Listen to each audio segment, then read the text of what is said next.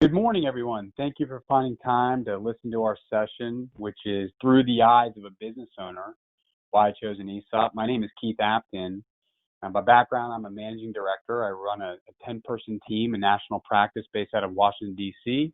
within UBS. The name of our team is the Capital Esop Group, and in particular, we work with entrepreneurs, owners and operators of privately held businesses with enterprise value 10 million to 500 million in size, helping them with pre-liquidity management and post-liquidity, pre-liquidity planning, trying to figure out the best options to go about selling a company, whether it be selling to an ESOP or an outright third party, and post-liquidity, holistic wealth management to include tax, estate, and cash flow planning.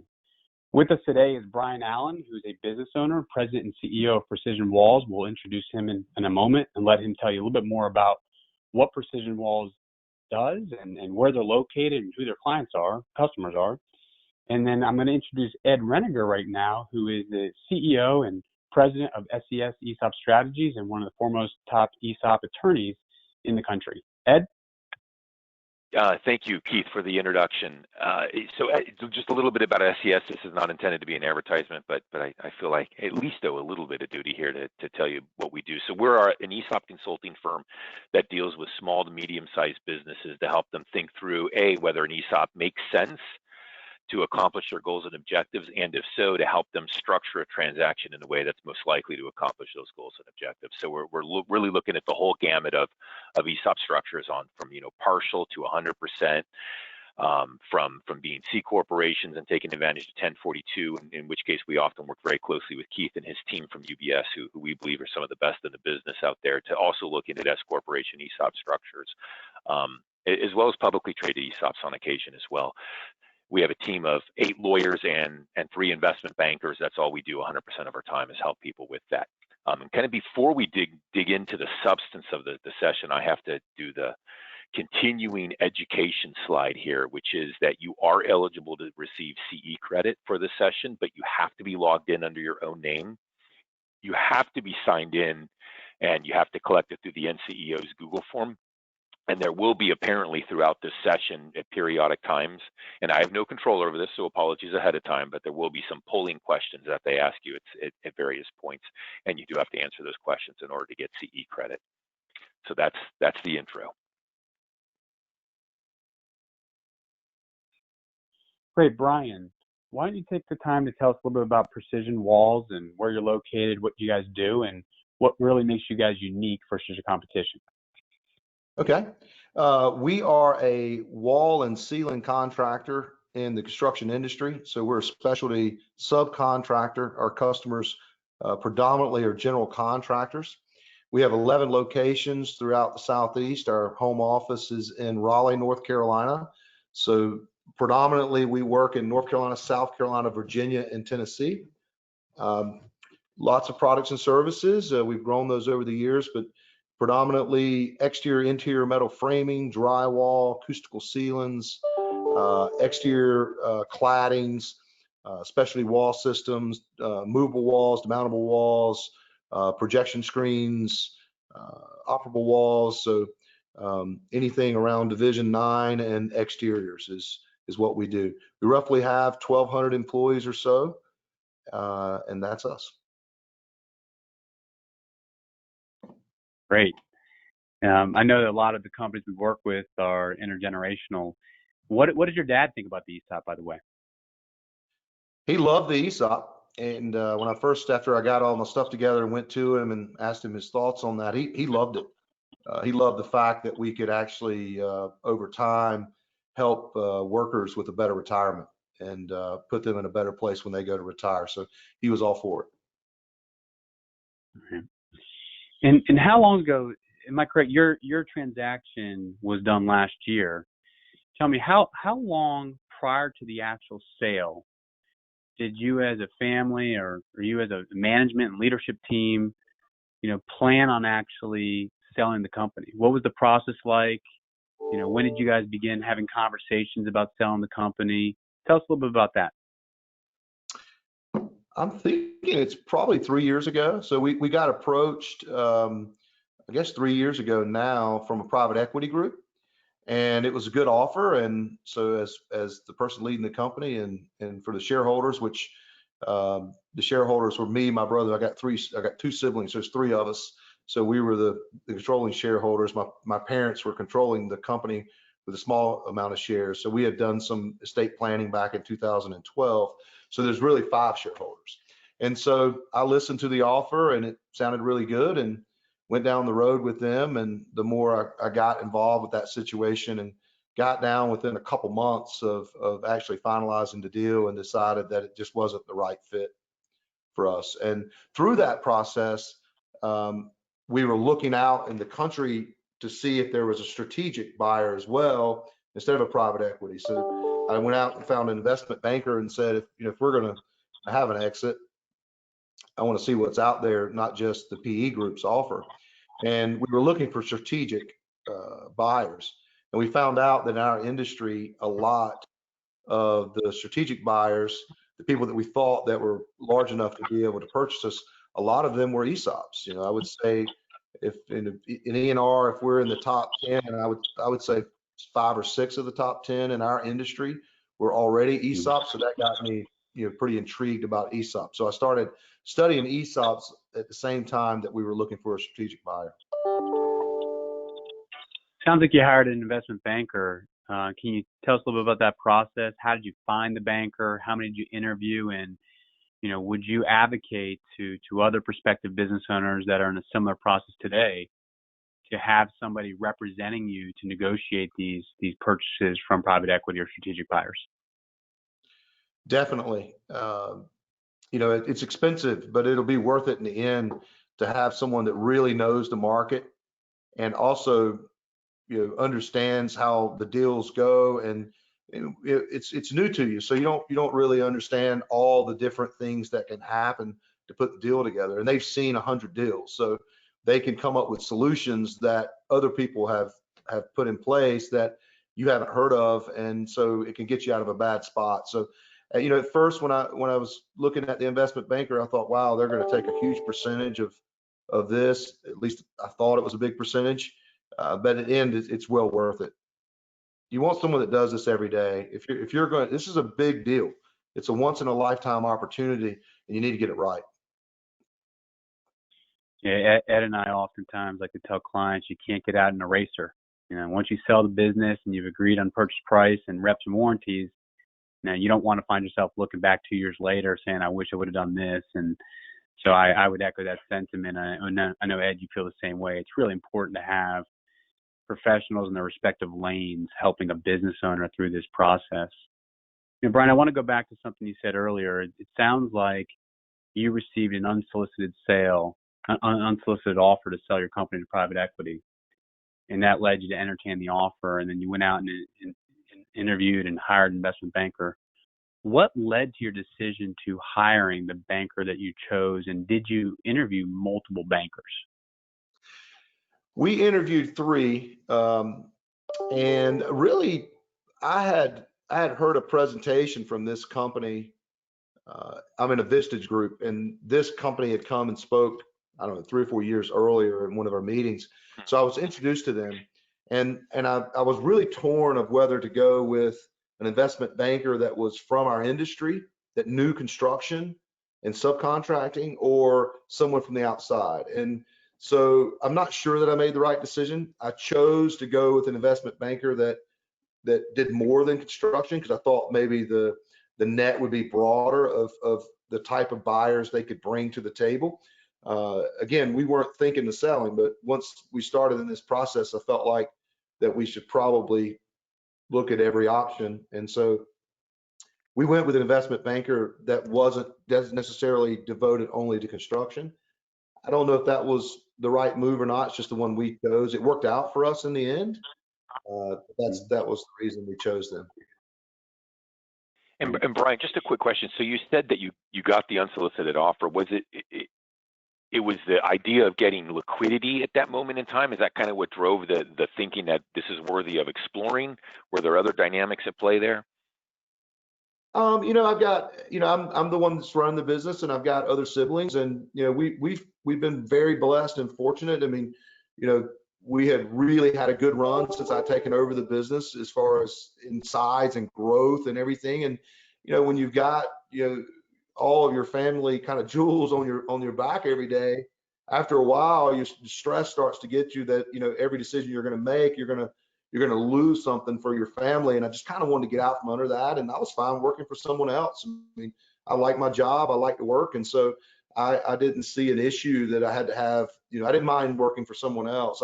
And we had gotten to a point that I really thought we had an opportunity to really grow even more. And I just didn't know if I wanted to put my family's assets at that much risk. So I was looking for someone that would want to use this as a platform to kind of go more nationwide with what we were doing.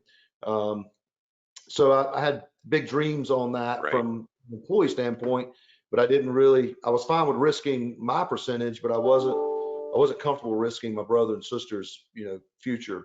And so the long-term plan was never to transition it maybe to the third generation? That's kind of what pushed me to an Esop, was exactly what you just said. So there's so many benefits of an Esop, but one of the things that happened is I'm in some benchmark groups, and I've got some friends around the country that are in similar businesses. And so I was really excited that we had a lot of owners and people that run these businesses that are similar size and are regional, and they're all about retirement age. And I was in this group, and I was I was obviously the youngest guy at the time in the group. And so I wasn't at retirement age. I'm only 46 years old. And they're all, a lot of my friends were in their late 60s, and they're looking to pass the business to the next generation. And I watched some of those happen, and I thought, I don't really want to be in that position or be that guy.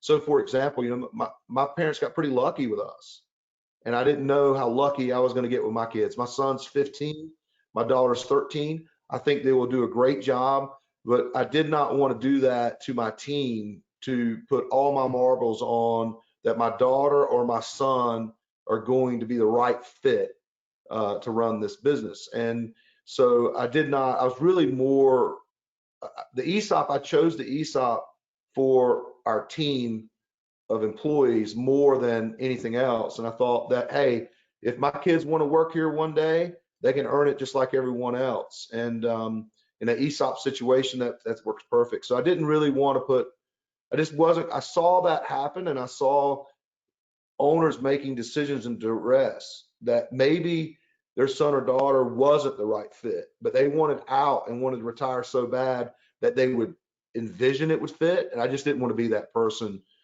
20 years from the day. So that was another, what motivated me to move toward an ESOP. It's interesting. I see a lot of, a lot of our clients are family-owned businesses, right? And they generally struggle with what's the right transition mechanism. They could give it away or sell it for a deep discount to their next generation, but it has a lot of the negatives that you mentioned. The other is to go out to the market, which you ended up looking at and exploring to see what it had. And then, honestly, after that, there's not a lot of options other than an ESOP. So it's interesting to hear you talk about that context and that thought process that went through you. I've seen the same thing with that intergenerational transfer. Sometimes it's forced. Yeah. Well, the wonderful thing about my situation is that I'm young enough I can work my retirement plan, and I can work the next 15 years, and I feel like I can help the ESOP hopefully get where we need to be, and whoever is the person to take my spot will have earned it, through the employees, and it won't be a birthright necessarily. It could be a birthright, but I just don't feel like employees want to go to a company to where they feel like they've got a glass ceiling because of number of family members in the business. And we've not operated that way in the last 15 or 20 years anyway, and I didn't want to go forward operating that way. Ed, going back to something you said earlier, you and I both run practices that are very objective by nature. We're really agnostic to whether our clients sell to a third party or choose an ESOP, but what we really focus on is empowering these clients with the information to make the right decision for them, their company, their employees, and families.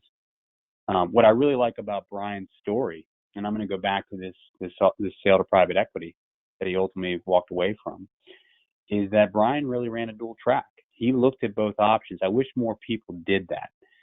So frequently we find that people will hire a banker that will only take them to market to find a third-party sale because they don't understand ESOPs, or they'll just simply go to an ESOP professional that doesn't understand how to go to market and find a buyer, and they're limited in scope to the options in front of them.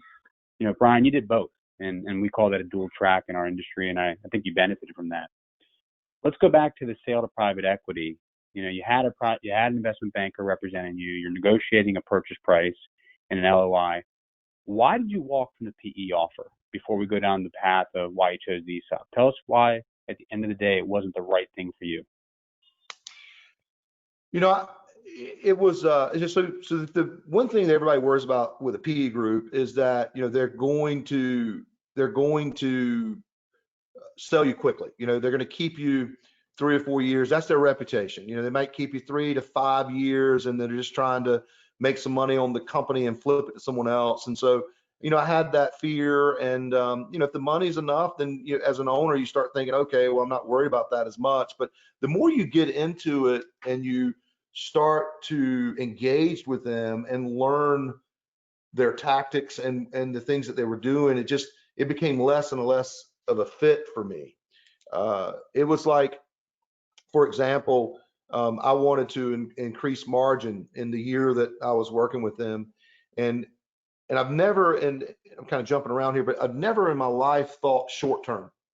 You know, I've been very fortunate to where every decision I can make, it was long term. I mean, it's simple decisions like, you know, we need 10 new company trucks, and you know, so we're not thinking about profitability for this quarter or spending the cash for this quarter. If that's what we need, I don't want to end up with 40 trucks that all need repair at one time. I better buy 8 to 10, 12 trucks a year so I keep my fleet new.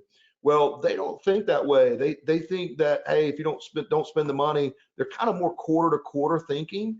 And that was tough for me during this time. And one of the biggest issues was that I decided, and I actually called and told them, I said, listen, I want to increase our margins. You know, we've got to improve the job quality of work that we're getting. And to do that, I'm going to slow sales, I'm going to slow revenues to increase margin. And that's kind of my plan for this year. And we're kind of through this process. And they kind of said, okay. And look, these guys are super smart. They're really good with spreadsheets. I learned a lot from them. I don't want to take anything away from what they do, because I was real impressed with a lot of the data. They're very data driven. So I actually have incorporated a lot of the things I learned from them into our business now to be better. So I learned a lot from them. And one of the things is that we actually dropped revenues from year to year in a growth. I know we're in a growth cycle. The economy's been going well, but we cut revenues about 20%, which is a lot. But the bottom line went up 35%. What I'm saying is we dropped revenues from one year to the next, but our profitability was up 35%, 40%, big number. And so I thought they were going to be super happy with me. And I started talking to them, and I said, wait a minute, you know, we've added, you know, $2 or $3 million in net income to the bottom line. And all they wanted to talk about is their bank in California was not going to like the fact that the graph didn't show a growth curve like that. It went like that. And I was like, wait a minute, we don't, none of us get paid on revenue. We all get paid on profitability. Our employees are getting bigger bonuses because of this. I can take care of their families better. It's not about revenue all the time. I mean, you can have a lot of revenue. If you're not making any money, we're all going to go broke. If you don't have cash, you're out of business. And so that was the first kind of, and it was like a month and a half before closing where we had this big conversation. Well, they took this conversation, I felt like, to leverage me. So they came back to me and said, listen, by the way, we think we can still do the deal with the bank. We can get them through this drop in revenue. And I'm like, wait a minute, you keep talking about a drop in revenue. We were more profitable. And so I think it was a good move. And they said, well, here's what we want you to do. We want you personally to leave 10% of more of your money in. So not the whole family, the whole deal, but me personally, they wanted me to leave 10% of my portion in the business. And I said, you know, for this, and I, you know, real quickly, I didn't like it, but I didn't say no. I just wanted to listen more. I said, well, what do you mean by that? Are you talking about for a year? Because I'd put together a growth strategy for them, and it was conservative. And they said no until we exit. And I was like, I'm not doing that. I don't mind telling you that we're going to hit this revenue number next year and this profitability number. And if I don't hit that until I hit that, you could keep the extra percentage until I hit that. And so they wanted me, and so that didn't feel good. So all these things right at the very end started racketing, I don't know the right word for it, but they started just collaring me down. And I was, it's just too short-term thinking. And then I didn't feel good that they automatically had talked about, we want you to be a platform. We want you to grow the company. We're gonna put money behind you to grow this company. And then in the last couple months, they started talking about their exit. They hadn't talked about an exit much before that. So all those signs, long story short, I just decided it wasn't a good fit, not only for me running the company, but for our employees going forward. I wanted to be able to keep everything the same. And that's the great thing I love about an ESOP is that I continue to run the business. We can keep our culture the same, our mission the same, our values the same. No one's come in and said, the only thing that people have said, the trustees or anything else, banks, is we like what you're doing, keep doing it. They haven't come in and said, hey, we want you to change. And so that's a wonderful thing about an ESOP is you can keep a lot of your values, missions, and cultures and strategies the same, which has been great for us. So to level set, at this point, you've got into the trenches, you've got to know private equity, you've got to know what would be your new partner, and it didn't feel right. And that's ultimately why you pivoted to then move towards the ESOP strategy. Let's go down that path. How did you go about getting educated on ESOPs and all the options in front of you before you actually decided to do an ESOP? Walk us through the education process. So I obviously I've read a lot of stuff on the internet, just like a lot of people would, and so then I went to find companies that were in our industry, in our business, that were already ESOPs. And so fortunately, I found two companies that were similar businesses to us throughout the country that allowed me to talk to them. I interviewed in one particular company, they were great to me. I interviewed the owners, the current president, two of their general managers, a superintendent, a project manager, and a foreman. And really, they had been an ESOP for 16 years. So I got a really good perspective of, and also I was able to ask questions like, okay, what would you do differently looking back? What would you do differently? And so that was awesome, what they loved about it, what they want to do differently. So I really learned from a company that was actually an ESOP. And then I called around I think I had three other companies that I talked to that were outside of our industry that were ESOPs. So I got some information from them. And then I found a couple of other investment bankers from my current investment banker, because once I called off this deal, I didn't really have to hire the same investment banker again to do the ESOP. So I went out and interviewed other investment bankers that had some experience in ESOPs. And so I got two presentations on ESOPs from outside investment bankers. Now I ended up going back to my same investment banker for several reasons, but that's part of it. I'm trying to think of some other research I did, but that was most of the research. I found Keith. Keith was an incredible expert. He was awesome through the whole process. I'm trying to remember how I was introduced to Keith, but Keith was one of the smartest guys I had met on ESOP. And then after that, so the next most important person, maybe more important than the investment banker, is the attorneys. And so then I wanted to know who were the best attorneys. So I called around. Keith gave me three names of who he thought were experts in the ESOP game. And I called there was one other investment banker who had just done some transaction with two companies, and they gave me those two attorneys. So I interviewed three attorney firms and ended up with Ed. And I can't say enough high thing. Ed's been incredible. His company, they've been awesome. So I got really lucky with some awesome advisors is what happened. It made the process really easy. And side note, we need to do more of these panel conversations with Brian for sure. Yes, thank you, Brian. It's too kind. it's easy Very thoughtful, Brian. but it's easy to tell. So it's been awesome. So let's stay on that education process. So you did two different things there that I think were highlighted. You called existing Esops, both in your industry and outside of your industry, do some diligence on what worked, what didn't work, what they would have done differently to understand it, going back to our title, through the eyes of an actual business owner and not just the professionals. And then it sounds like you surrounded yourself with a really good deal team to get knowledge, whether it was your investment banker, myself, and Ed, and others to help you along that learning curve. Let's dig a little deeper. So now you've got a lot of information on it. I just know from the benefit of Ed and I working with you, you really put pen to paper on all the options. Let's talk about that. What options did you explore, and what led you to make the decision of the way that you wanted to go about structuring your ESOP for your company? Give me more on what you're looking for there as far as the. I know at one point you were challenging everybody, saying I want to make sure I get this right. Do I want to do a partial sale? Do I want to do 100% sale? How long do I want to work as a company?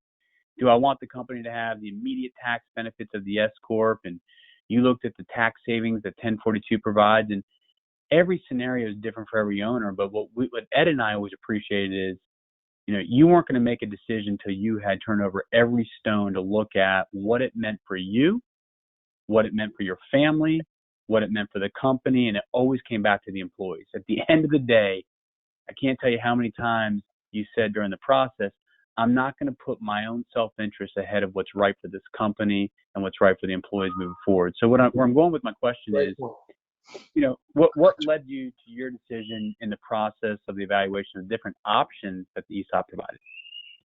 Well, I know exactly where you're going now. So what I will tell you is that starts with having a good deal team. Because I had all these questions and I wasn't very knowledgeable about the ins and outs of all the decisions you can make on an ESOP. So I can't stress the importance that you've got to get someone with a lot of experience with ESOPs. And every attorney firm is going to tell you, an investment banker is going to tell you they know about them, but it's like if you were going to have surgery on your arm, right? Everybody wants to tell you it's a top surgeon. Well, the question I want to ask them is, how many surgeries are they performing on that every week? Right? I mean, I want the guy that's done 100. I don't want the guy that has read all about it and is supposed to be the expert and does all the presentations. I want to know in practice how many he's done, and so that really helped. But there were a lot of decisions, and you can take an ESOP lots of different ways. And my thoughts on it is that what got us here was the company, and the company is the team, is the people. Without the people, we don't have a company. We can rent all the buildings we want, but the company is the people. It's like you have someone that's if you have someone on the team that's stealing from the company, they're not stealing from the company, they're stealing from us. It is hurting us as a team. And so the thing is that, there were a lot of ways. 1042, that is an incredible opportunity. And I chose not to do it, but it was a really hard decision because it is an awesome opportunity to save a lot of taxes for the shareholders. It's a great thing. However, my concern is that I felt like it was better for me and my family, but not long-term as good for our employees.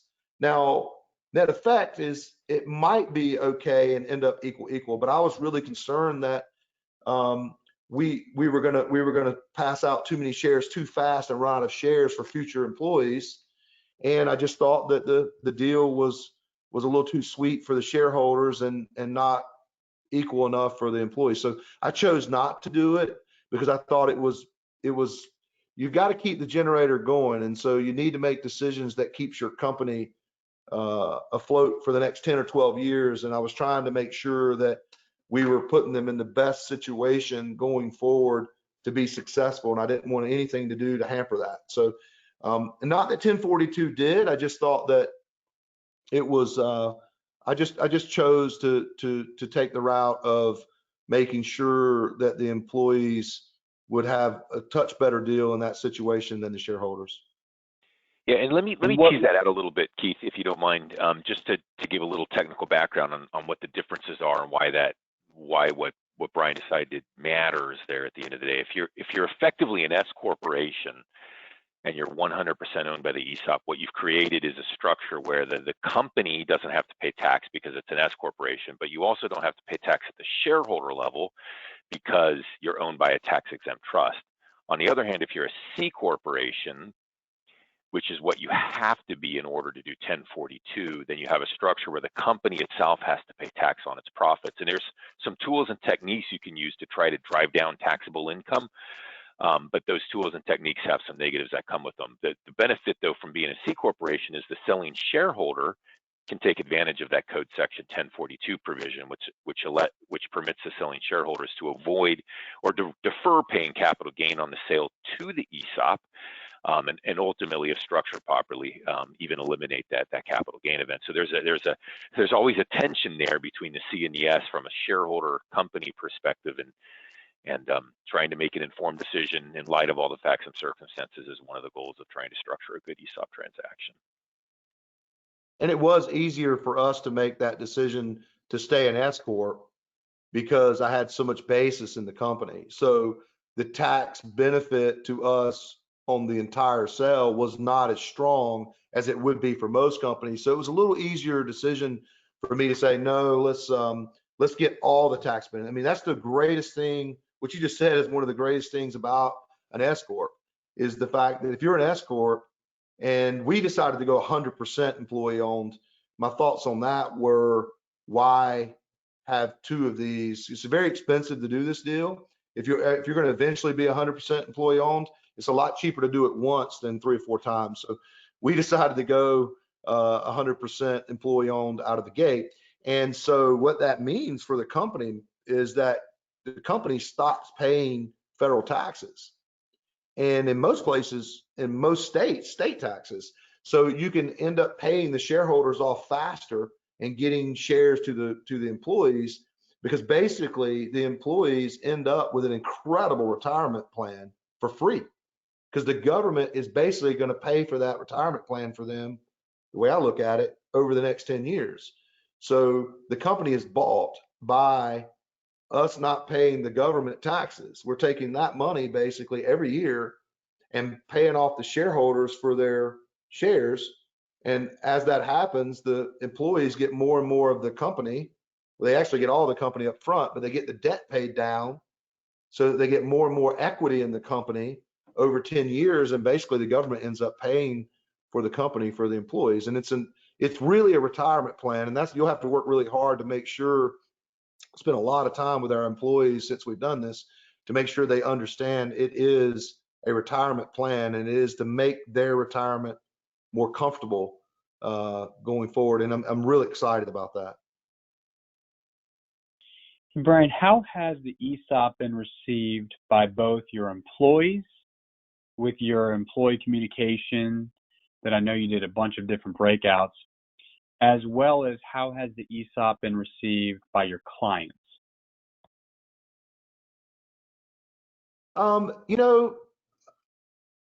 Fortunately or unfortunately, and I would say unfortunately, a lot of people don't know a lot about an ESOP. So it's been received really well. So the answer is, so far with our employees and even our customers, it's been really good. However, you've got to educate them. What you're going to find out is a lot of your employees don't even really know how this thing works, and even they just don't know anything about it. So it's real important that you take them very, very basic and in a simple form through exactly how it works and how they get shares. And so we did a lot of that. I think I've done 22 presentations since October myself, and I traveled to all the locations and met with every employee in groups. And you say, well, that's a lot of time, but hey, this is our future. I need these people working every day like employee owners to make us the best in the industry. And the only way I can get them to do that is to educate them. And I didn't want to leave that up to someone else, and I wanted them to hear it from me. And it's gone really, really well. At least I'm hearing that it's gone really, really well. And I've already decided that we're going to do that every year to a smaller scale. But I think that you got new employees coming in. We've put in new employee. So I'm bringing all new employees to our home office in Raleigh, and I'm going to do that same education every quarter for new employees. How many employees do you have, Brian? We've got roughly about 1,200 employees. And so I think that I need to do it once a year at every location, just as a reminder, because the more I can get people to understand how this works, the more they're going to help our team be successful. Because from here on out, we're working for our retirement. And if you think about it, I've really spent a lot of time with our field employees, because field employees, they want to teach someone, but it's kind of, I don't know if I want to teach them make them as good as me, because maybe they'll make more money than me. And so I'm trying to cut through all that. Guys, listen, your job is to educate everybody on this team to be as good as you at what you do. Why? Because you want two people working for your retirement, not just yourself. Everybody you see is working for your retirement. We want your retirement to be the best it possibly can be. The only way we can do that is to work together as a team to get smarter, better, faster, more efficient, and treat our customers like kings and queens. And so I'm trying to spend as much time educating. I think the more people you can get in the game that understand the game, the easier the game is to play. And the better you get at the game. So I have taken it upon myself, and our team's done a good job as well. I just feel like we need to do a really good job making sure that everybody on our team understands what an incredible opportunity this is for us. But it's only going to be as good as we make it, and we've got to get out of the chute and get it done well. So we've been really focused on the education.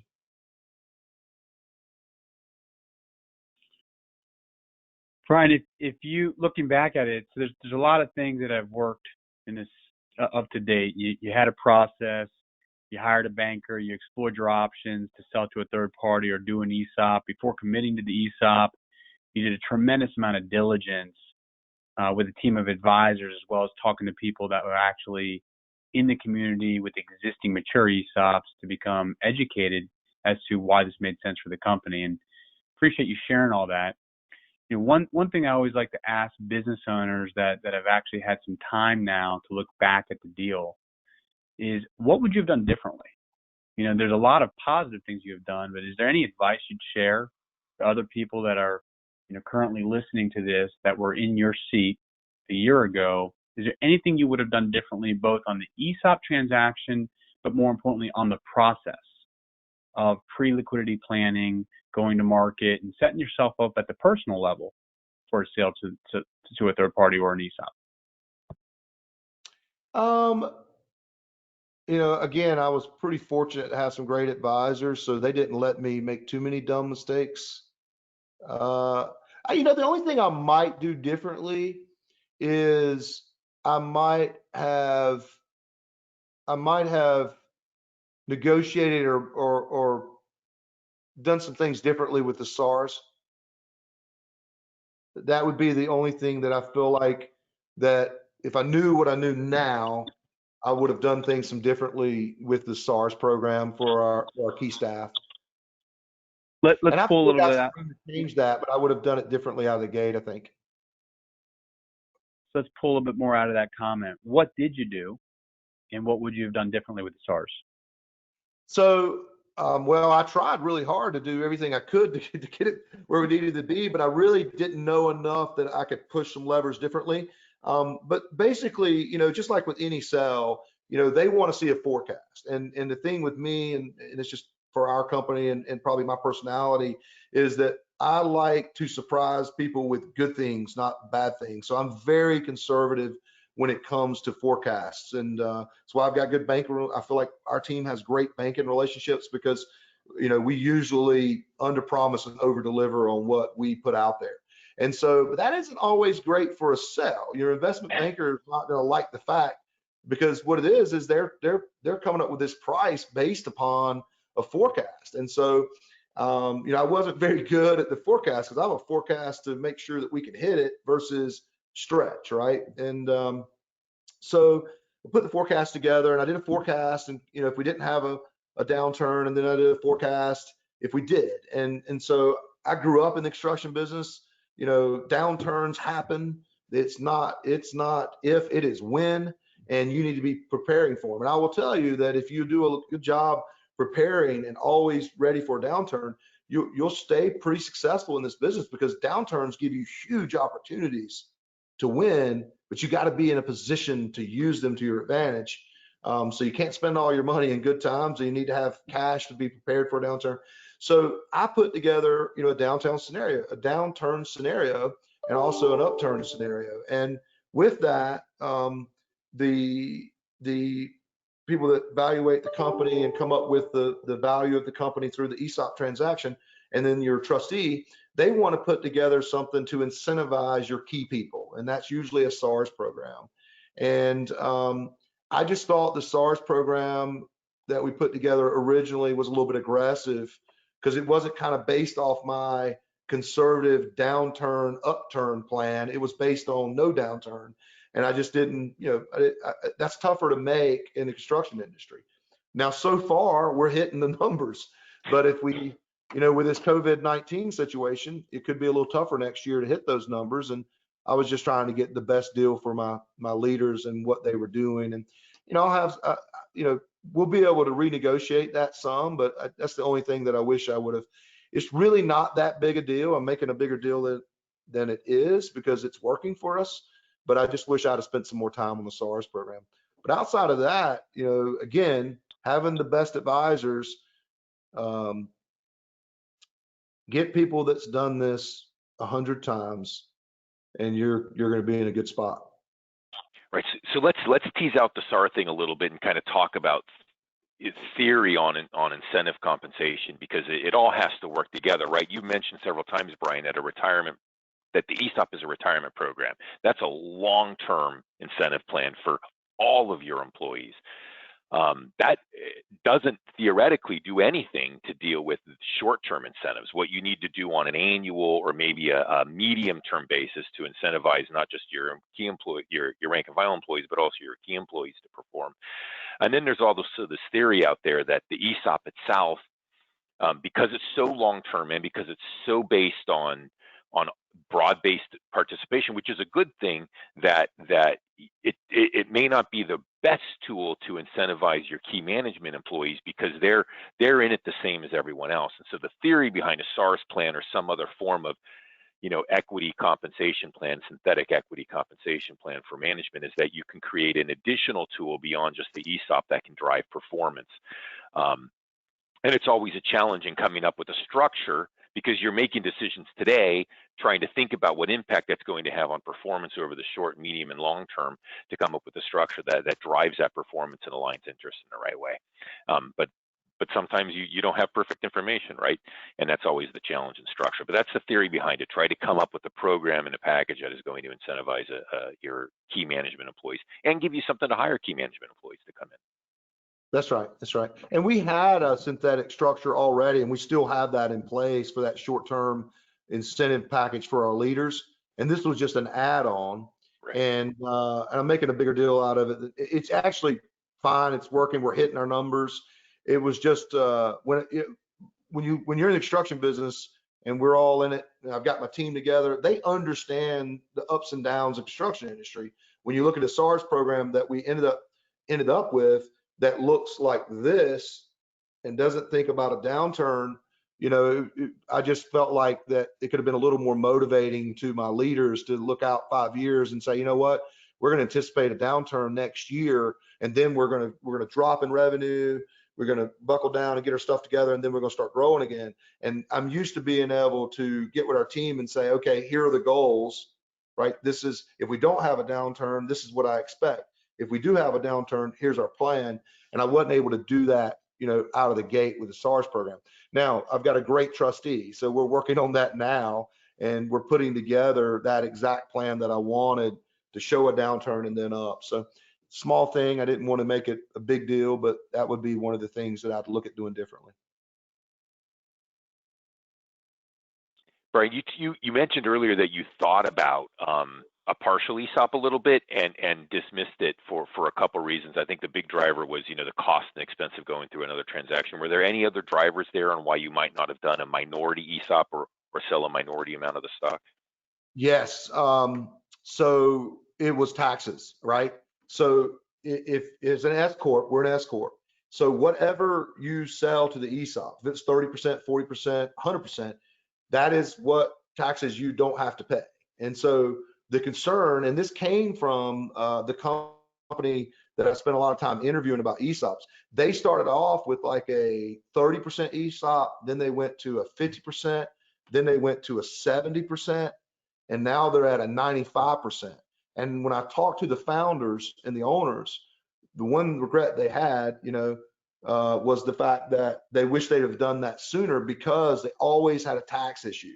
At the end of the year, they had to figure out how to get the money out of the company to pay their taxes, because as we own as an S corp, we have the company, basically we earn income and the company gives us the distribution to pay the taxes. Well, that gets a little more complicated with an ESOP, and I didn't want to go through that. And then the other thing they told me was that every time that step that they sold more, they had to get a team together. It cost them more money to put that together. And looking back on it, they just would have went, 100% ESOP out of the gate. Now, the other thing that you're going to hear, because I heard this from other people, and what I will tell you, the 3 or 4 CFO owners that I talked to that said what I'm about to say, what I learned is they never really got into an ESOP and really studied it, because what they said didn't make a lot of sense, but they really believed it. And it's hard to challenge someone when I just was learning, so I was listening. But I had 2 CFOs both tell me that they decided to only do a 30% ESOP because they were worried, and the owners and the presidents of the companies were worried about a lack of control if they went 100%. And that makes no sense, by the way. There's not really a control issue. It could be 100%. And the reason I say that is that, the only thing that goes to a vote outside of your board and outside of you running the company as the CEO or president is if you were going to sell the company. Pretty much, you as the president of the company, you as the board make all decisions. You don't just do an ESOP and then 1,200 employees get to tell you what to do every year. And in my presentation to them, I said, listen, guys, you all are now employee owners, right?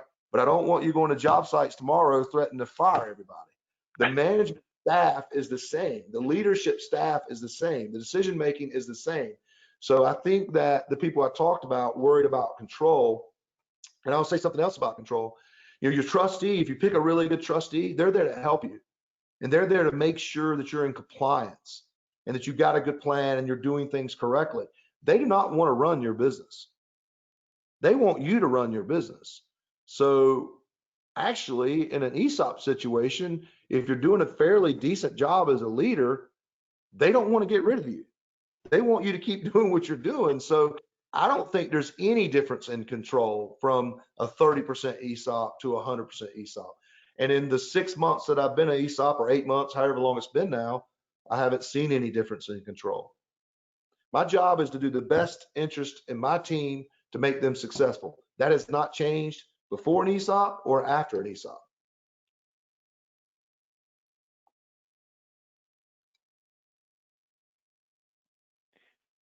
That's a great point. One last thing I'd like to add on the conversation, Ed, that you teased out on the SARs is warrants. Brian, was there focus, consideration, and what was your perspective on the warrants, and how are you using them? So the way we ended up with the warrants is that the warrants are to make sure that you do a really good job over the next 10 years, hopefully putting the team in the right spot as the previous owner, so to speak.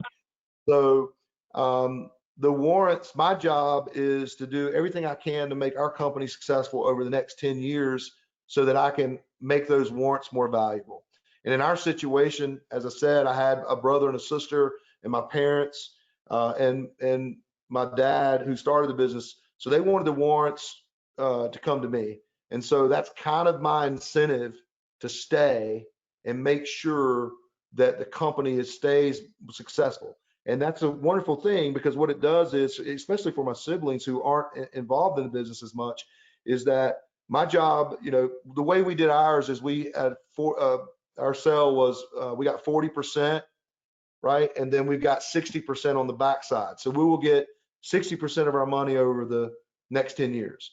And so the warrants kind of incentivize me to make sure that the shareholders get the rest of their money, and also that I put the team in the best position we possibly can 10 years from today to keep growing the company, continuing the success as best I can. And so it's pretty motivating, because you end up earning a certain percentage of the shares back. And they're as valuable as you make them, 10 years from today. So you almost feel like you've got some ownership that you're chasing back again after you sell. And so that's an exciting thing. It could be worth zero, or it could be worth a lot, and it's up to our team to make that happen. I know we spent some time talking about this, Brian, but there's some neat strategies that we've actually kicked around the two of us, that a lot of owners are able to take those warrants and use it as an estate planning vehicle to get it out of their estate while they have nominal value. And you have all that appreciation from the hard work that you and your management and team and the employees do. So the future appreciation and value of those warrants can be set up in a trust outside of your taxable estate. And I know that's something, again, that was of interest with you from prior conversations. We've certainly covered a lot. The topic of this this session was through the eyes of a business owner, why I chose an ESOP, and you've really hit on some great points.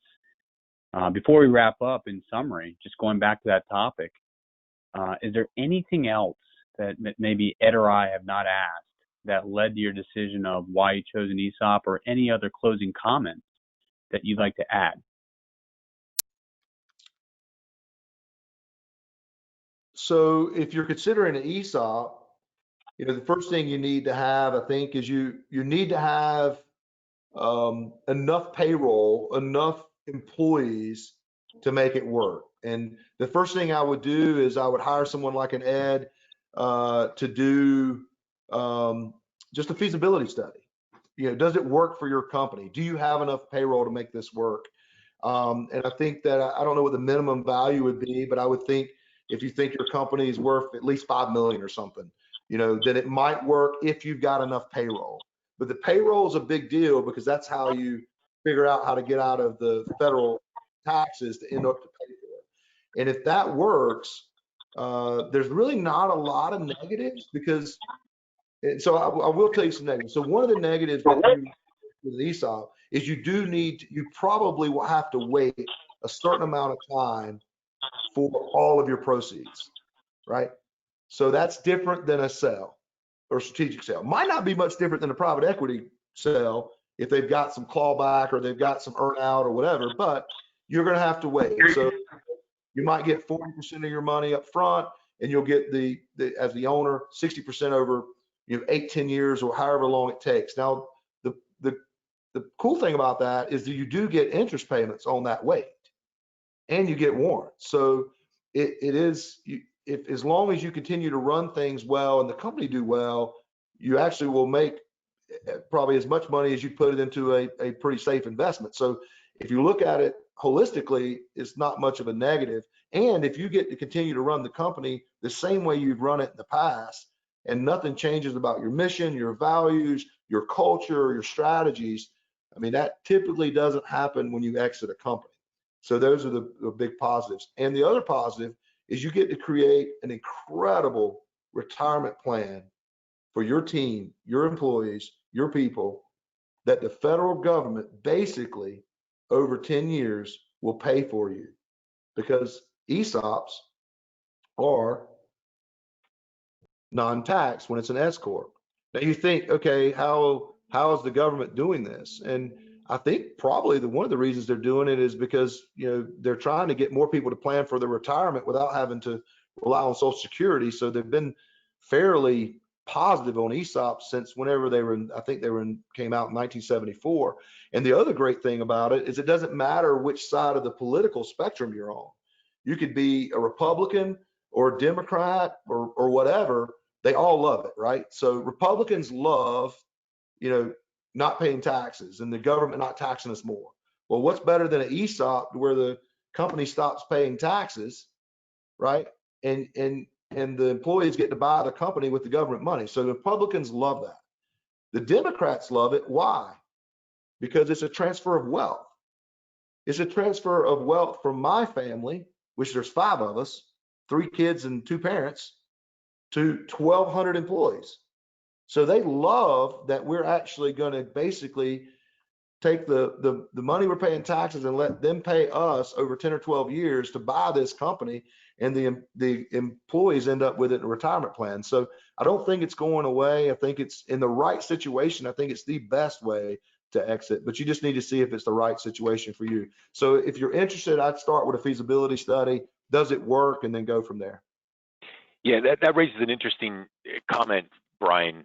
So I have a slide up here that kind of talks about the process, from A to B and how long it takes.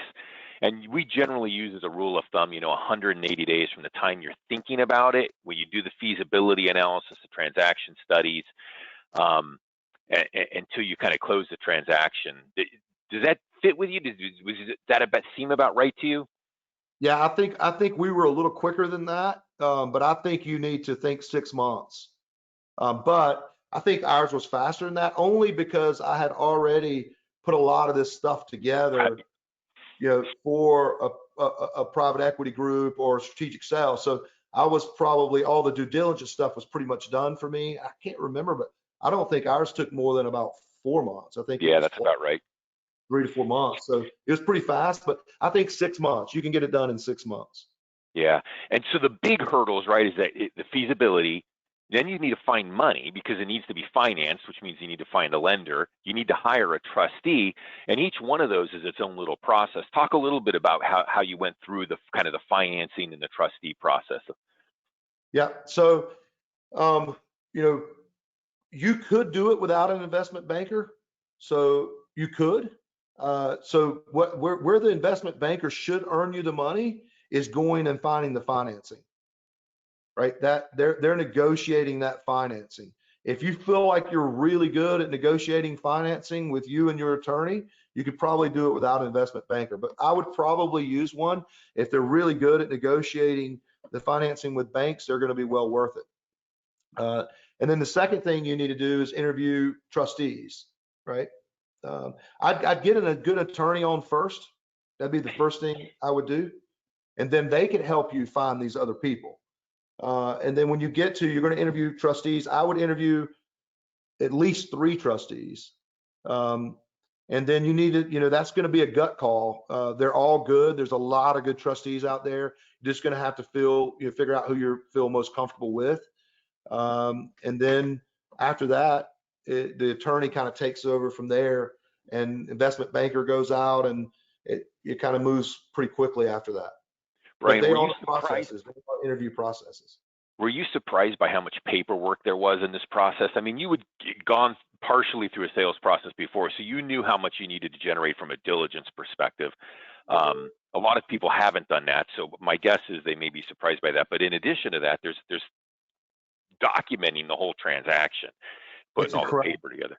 Yeah, that's why you need a good deal team. There is a ton of paper because you're trying to document everything that you did everything correctly, and there is a lot of you're going to need either a good accounting firm to help you, or if you've got a good controller or a good CFO. Fortunately, I had a great CFO, and we could really get this information together. But it's no different than selling to the outside. I mean, you're going to get someone to come in and value the company, an outside firm, and it's really, the numbers are very similar. What you're going to get for a total sale value, enterprise value, from an ESOP to a strategic or a private equity group, it's really private equity group. It's very similar. I wouldn't think, oh, I'm going to do an ESOP, so I'm going to have to take less for my company. I would. There's a thought out there like that, and it's wrong. That is not the case. It's at least equal, in my opinion, or at least in my experience. It was equal to what the other offers were, if not, definitely on the private equity group. Right. Fair point. So listen, I have no other questions. I know technically there's still more time left in the session, but I think if we leave it open at the end, you know, maybe if people, when we do the live session next week, maybe people will have some follow-up questions. So Keith, did you have anything else you wanted to get out there? I did mess up in the beginning. I was supposed to talk about how we get CE credit. Maybe I should go back to that slide real quick and hit on that. So to Yeah, receive we can always CE credit. you know, go Ed, ahead, we Keith, can I'm always sorry. I was gonna say we can always re-record the beginning, and I don't think we need Brian for that. We can reintroduce ourselves and talk about the CE and kind of splurge it together. But no, I think the content was great. Brian, thank you for having a candid conversation, which is what this really was. I mean, you told your story, everything from your parents starting the business to stepping in and running it. And what I really appreciated hearing is part of your rationale of selling was not putting your employees in the situation of having the pressures of you as a parent having your two kids come into the business, which is very different than how a lot of our clients view things. A lot of our clients do two things. They're thinking about how to save money in taxes themselves, i.e. 1042, and they're thinking about how to preserve their own legacy by having their kids come in and run and own and control the company. It's very, very motivated from their own interest. And what I've always appreciated from you is your vision. You are very much forward thinking, your leadership, but you truly are putting others' interest ahead of yours. And I thought that was very clear in your story of thinking about what was right for the company versus yourself, i.e. you're willing to pay some taxes at the personal level to put the business, i.e. your words, the generator, in the best position possible. And you also thought it was best for the company to not have them pigeonholed to having to work with your two kids coming into the business, but you still have the option in 10 years when you're still there of bringing your kids into it. So I just want to say thank you. It was a candid conversation as we knew it would be. It was informative. It was objective. And you went through all the processes of selling to a third party private equity and walking away from that and why you did it. And surrounding yourself with a great deal team to get educated, doing your own diligence. And I'm very confident that those that are listening to this will get a lot out of it. So I just want to say thank you. Thank you. Yeah, I echo that as well. Sounds like I did a lot. I didn't do very much. If you just hire the right people that are experts, they'll make you look really good. So that's how I feel. I feel like you guys made it really easy for me through this transaction. So it's been awesome to work with you. Thank you, Brian. Okay. All right. I'm going to pause the recording and thank you all for your time. 1 second here.